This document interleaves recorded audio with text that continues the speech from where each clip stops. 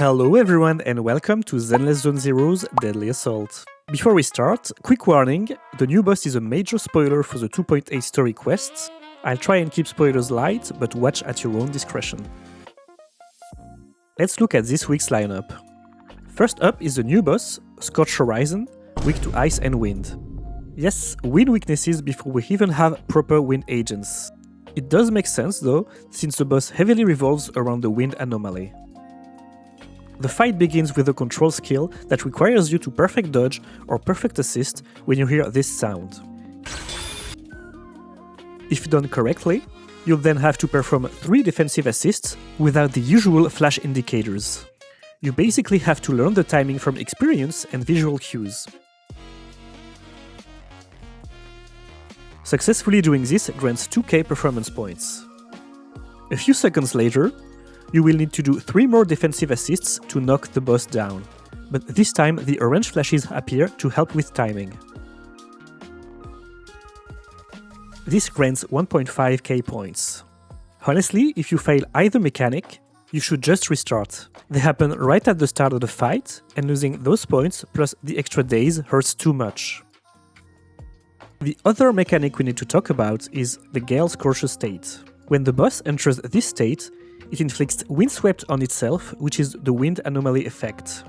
If you apply another attribute anomaly on a windswept enemy, you trigger Vortex instead of Disorder. This impairs the boss and gives 1.25k points. To simplify things, Windswept plus any other anomaly equals Vortex, which increases damage taken from both elements. You need to trigger Vortex at least twice to cap out the 5k performance points, assuming you clear the earlier mechanics. The Gale Scorcher state also gives the boss 5 stacks of Into Flames. Each stack increases its damage dealt and massively reduces crit damage taken. Any anomaly removes 1 stack, while also increasing Abloom damage taken. That's a lot of words and numbers just for the game to tell you to use an anomaly team, preferably with an Abloom DPS. Crit-based carries are going to struggle here. The newest character, Promea, an Ice Abloom DPS, is perfect for this fight. Arya should also perform quite well. But the surprisingly good pick here is Miyabi. During testing, Yuzua, Miyabi, Nangong performed almost as well as Suna, Nangong and Arya, despite the crit damage reduction. And that's basically it for the new boss. I simplified the wind mechanics a bit, but we'll go deeper into them once Season 3 releases. The other 2 bosses are Wandering Hunter, designed for Rupture teams, and the Defiler, better suited for attack agents. The selectable buffs also line up perfectly with the Anomaly, Rupture and Attack split. Buff number 1 supports Anomaly, Abloom and Ice damage. Buff number 2 is best for Rupture agents, especially Yixuan. And buff number 3 is strongest for Electric attack agents. Here are the teams I used for this reset. The Angels of Delusion team worked decently against the new boss, although the lack of Ether weakness hurts corruption uptime. The boss also resists physical, which lowers Suna's day's output. My Yixuan team handled Wandering Hunter comfortably, but any Rupture carry should do. Finally, I used Yeshongwang against the Defiler, but Sid Thisia or Sambi and Orphe should take better advantage of buff number 3 and score higher at comparable investment. As always, you can find the full builds at the end of the video. If you like this type of content, make sure to like and subscribe. It's free and really helps the channel. Thank you for watching and enjoy the rest of the video.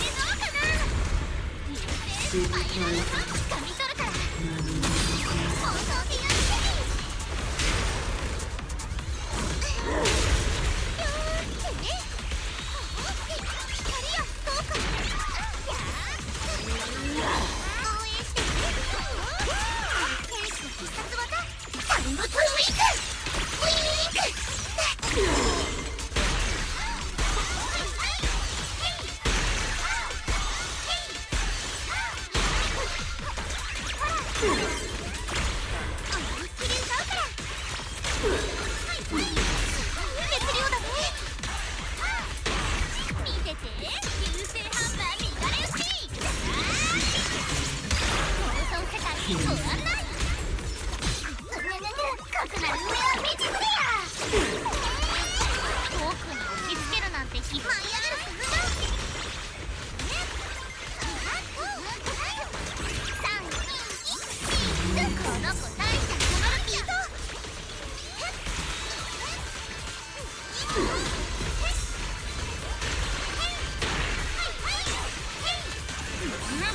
始まるよ。掴み取るから。舞い上がる鈴が。実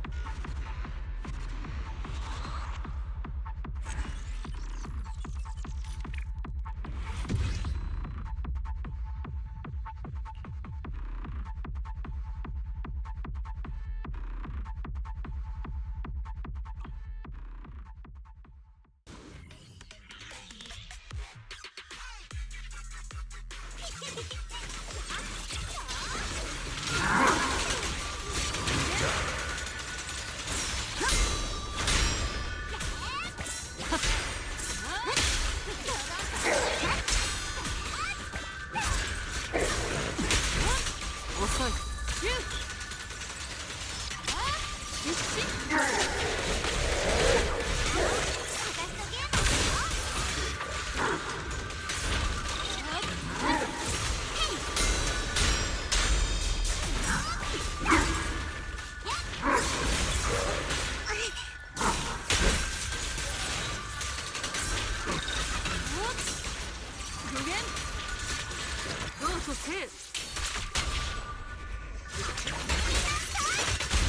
リアルに天下邪水滅殺。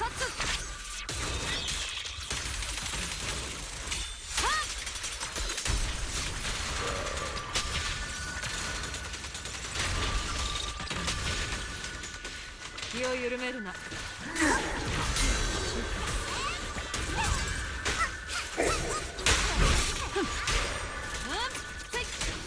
無限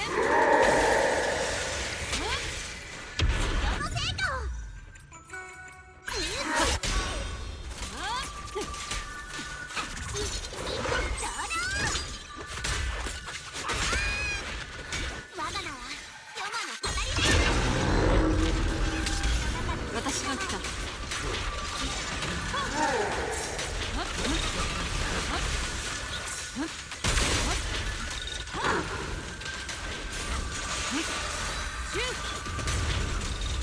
両親を共に滅す。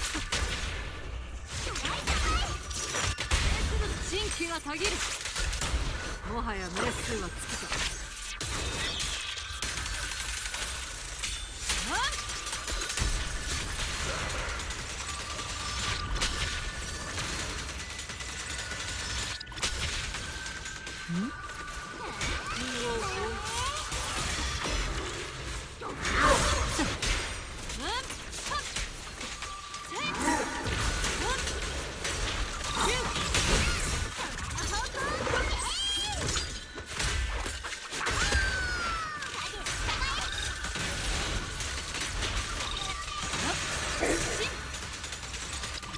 生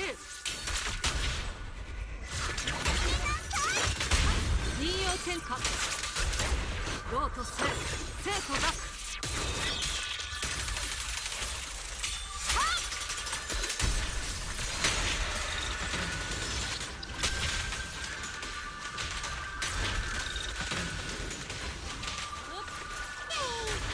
一戦の物語からさここだ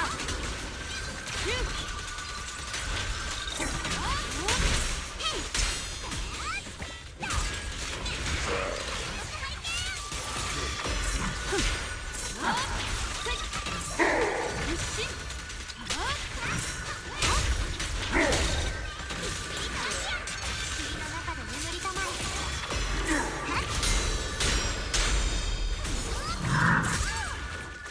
邪水滅殺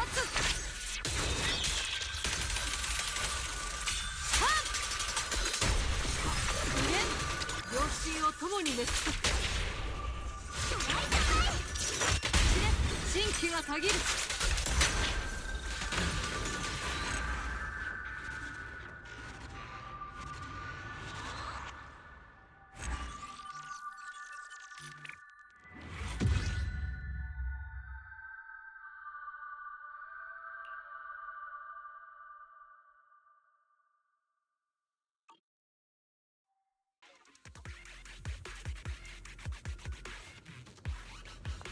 道を冒涜してはならない。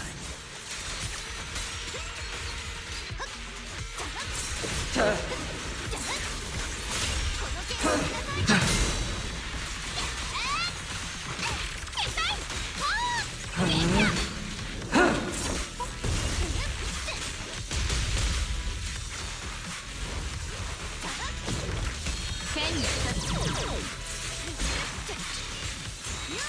雲を照らせ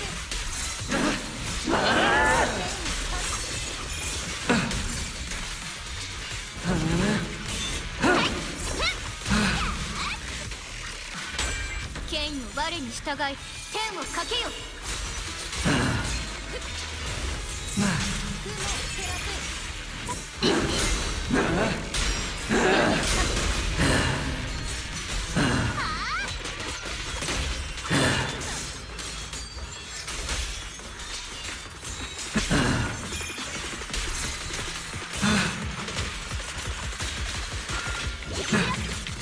三尺の剣属性を断つ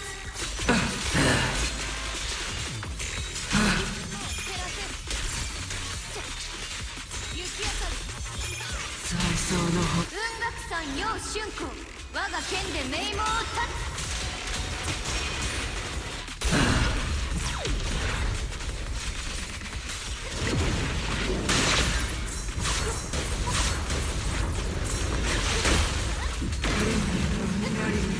耳を傾けろ。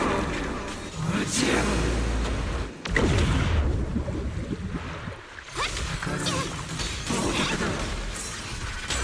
剣が邪悪を打ちこの意は天をしのぐ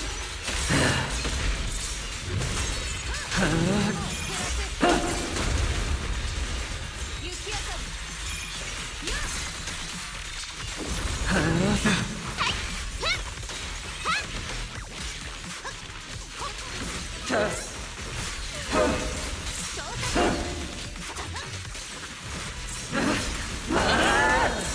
光雲を照らせ集えお牛に安泰隊。超大胆どいて犬は一応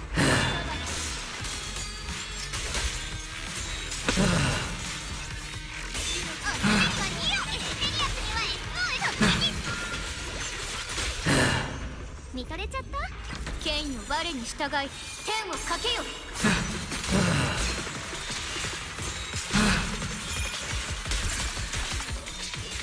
天を断つ生命剣普天を裂くほっと最高三尺の剣属性を断つ